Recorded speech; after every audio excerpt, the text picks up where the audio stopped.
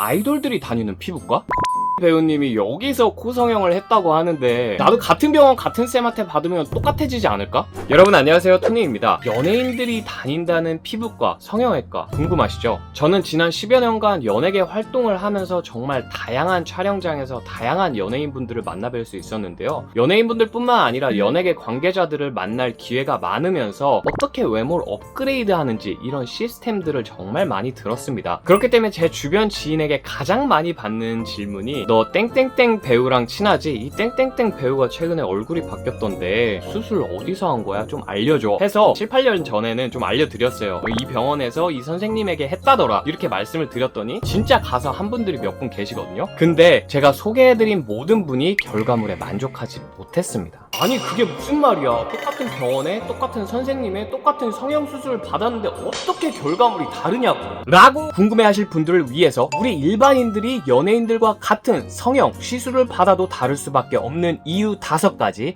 조심스럽게 말씀드려보도록 하겠습니다. 첫 번째 이유는 뷰티 디렉터의 유무입니다. 뷰티 디렉터 또는 뷰티 플래너, 이 단어가 굉장히 생소하실 수 있는데 궁금하신 분들은 위쪽 영상 클릭해 주시고 한번 시청해 주시면 감사할 것 같습니다. 이 뷰티 디렉터님 같은 경우에는 일반적으로 팀 단위로 움직입니다. 전문적으로 어떤 아티스트 또는 어떤 연예인의 얼굴을 철저하게 분석하고 계획적으로 어떤 부분부터 어떤 부분까지 변화시킬 건지를 1년 단위 또는 더 길게 장기적으로 계획을 하고 철저하게 분석을 해서 외모를 레벨업 시킵니다. 그리고 이분들이 움직이는 몸값 자체가 수백 수천이 아니에요. 굉장히 천문학적인 돈으로 움직이고 우리 일반인들이 이분들을 고용해서 1년 2년씩 뭔가 내 외모를 변화시킨다, 이거 거의 불가능에 가깝습니다. 그렇기 때문에 많은 분들께서 이 뷰티 디렉터님한테 어떻게 상담받을 수 있냐 이런 댓글들을 많이 달아주셨는데, 일단 첫 번째, 저는 뷰티 디렉터님과 컨택을 할 수 있는 포인트를 지금 살짝 잃은 상황이고요. 두 번째, 제가 설사 이분들을 컨택할 수 있다고 하더라도 제가 소개해드리기가 살짝 힘든 게 이분들은 아티스트 전담이에요. 아티스트를 플래닝을 해준 다음에 그 결과물을 통해서 포트폴리오를 만들고 그 포트폴리오로 다음 프로젝트에 들어가신 분들이기 때문에 일반인에게 뭔가 의뢰를 받는다면 많은 돈을 받고 작업에 착수할 수 있기 때문에 제가 소개가 조금 힘들다는 점은 양해 부탁드리겠습니다. 아무튼 우리가 거울 보면서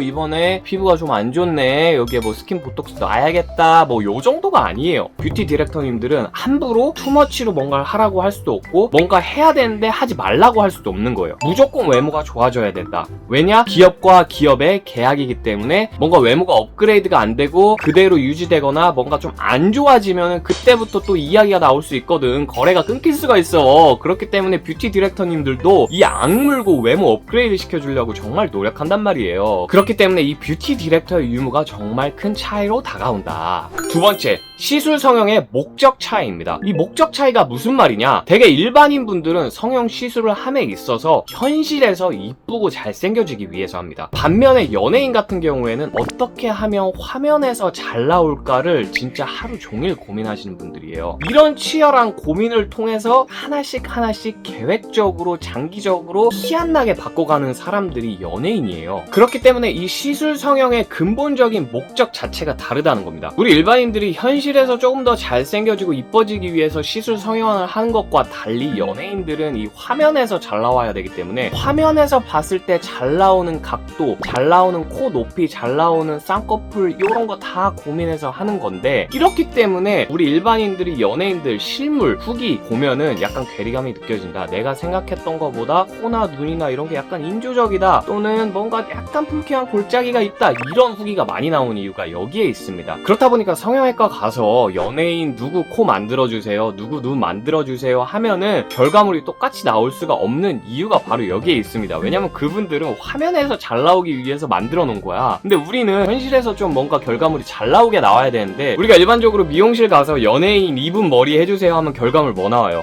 이 머리는 고데기빨이에요. 또는 해주고 나서 모질이 다르고 모발에 뭐 굵기가 다르고 그래서 다를 수밖에 없다, 이런 말 나오잖아요. 그러니까 결과물이 결국은 달라질 수밖에 없다. 세 번째는 재력의 규모 차이입니다. 아무래도 확실히 차이가 날 수밖에 없죠. 일반인 같은 경우에는 본인 외모에 투자할 수 있는 금액이 한정적이에요. 왜냐? 이 금액을 투자를 하고 그 투자된 금액을 환 환산받을 수가 없어. 일반적인 회사를 다니는 9to6인데 이번에 큰맘 먹고 코를 한 500만원 주고 하려고 합니다. 그럼 그 500만원을 주고 해. 코가 마음에 들었어. 근데 이 500만원 주고 한 코를 통해서 내가 얻을 수 있는 수익, 눈에 보이는 수익 있습니까? 없습니다. 그런데 연예인들은 본인 외모에 투자를 했어. 그러면은 그걸 통해서 행사를 돌고 방송을 나가고 내가 투자했던 금액을 상환받습니다. 그래서 그 돈으로 또다시 재투자해. 그래서 계속 외모가 좋아질 수밖에 없는 거예요. 그리고 연예인들은 성형과 시술을 함에 있어서 본인 돈으로 다 하지 않습니다. 기획사와 한 5대5, 6대4 이런 비율로 어느 정도 분담을 해서 냅니다. 그렇기 때문에 우리 일반인들이 내돈내산으로 정말 열심히 일한 돈으로 외모에 투자하는 것과 달리 연예인들은 성형 시술을 함에 있어서 기획사에 어느 정도 투자가 있다. 그렇기 때문에 금액적인 부담이 적다. 네 번째,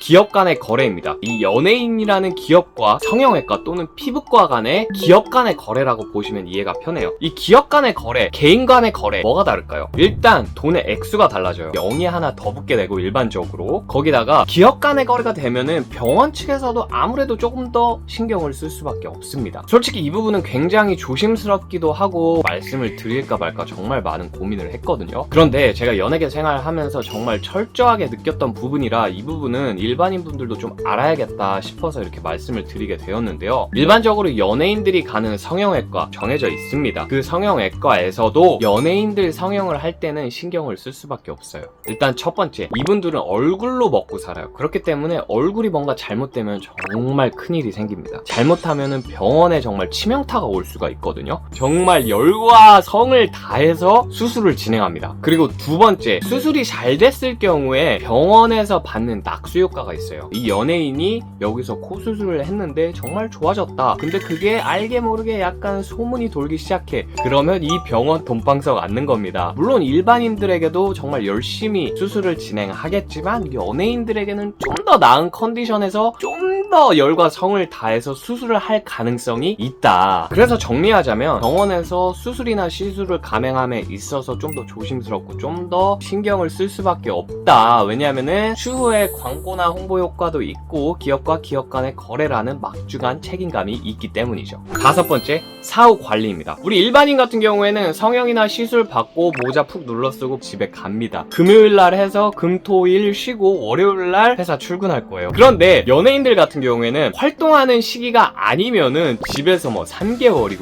6개월이고 직거할 수가 있어요. 그렇기 때문에 이분들은 사후 관리를 정말 제대로 해줄 수가 있습니다. 집에서 하루 종일 있으면서 피부에 좋은 거, 붓기 빼는데 좋은 거 다 챙겨 먹고 계속 병원 다니면서 상담 받고 뷰티 디렉터님 만나서 지금 이거 붓기가 안 빠졌는데 언제 빠질까요? 하면서 또 다 같이 엑셀화 시켜가지고 얼굴 360도 다 찍어서 지금 이 부분이 좀 부어있는데 이 부분은 의사 선생님한테 물어보니까 어떻다 그래서 이렇게 하자 이런 거 다 받고 있는데 우리 일반인들 어떻게 해야 됩니까? 아침에 일어나서 출근해야 돼요. 집에 와서 얼굴 보면은 이 피곤에 쩔어 있고 아직 붓기도 안 빠져 있고 스트레스 받고 이러면은 수술한데 막 염증 나고 곪고 이렇습니다. 정말 큰맘 먹고 연예인이 했다는 성형외과 찾아서 똑같은 수술을 했는데도 불구하고 이 사후 관리의 차이로 결과물이 달라질 수 있다는 점. 자, 이렇게 연예인과 같은 시술 성형을 해도 결과물이 같아질 수 없는 이유 5가지 설명드려 봤는데요. 오늘 영상을 통해서 제가 여러분들께 꼭 말씀드리고 싶은 말은 연예인들이 다니는 피부과, 성형외과 그거 찾으려고 혈안이 돼서 어떻게든 찾았어. 큰 기대를 갖고 성형 시술을 받았는데 결과물이 달라. 이런 경우 정말 많습니다. 근데 우리가 여기서 알아야 될 게 있습니다. 의사 선생님이 이런 얘기를 합니다. 이 코는 현재 본인의 얼굴형과 어울리지 않습니다. 그거 안중에도 없어요.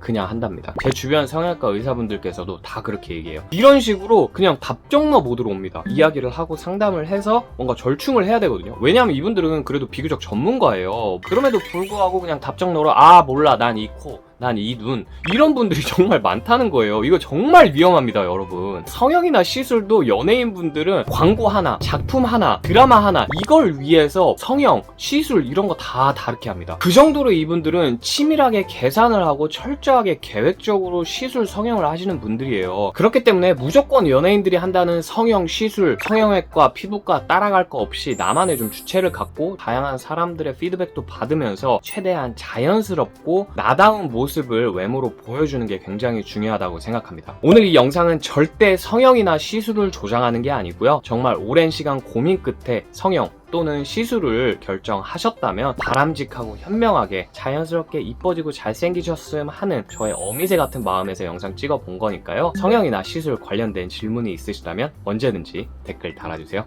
사랑해.